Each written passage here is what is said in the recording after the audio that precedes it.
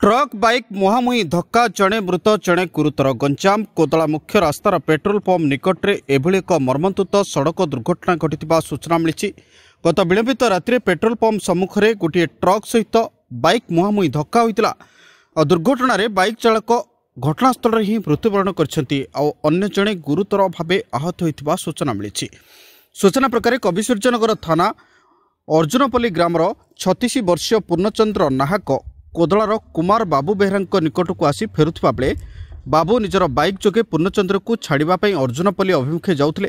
तेबे कोदला मुख्य रास्तार थिबा पेट्रोल पंप निकट में अपर पार्श्वर आसुथिबा एक ट्रक सहित मुहांमुही धक्का होइतिला। दुर्घटना पर उभयों को उद्धार करी कोदला गोष्ठी स्वास्थ्य केन्द्र में भर्ती करा जायतिला।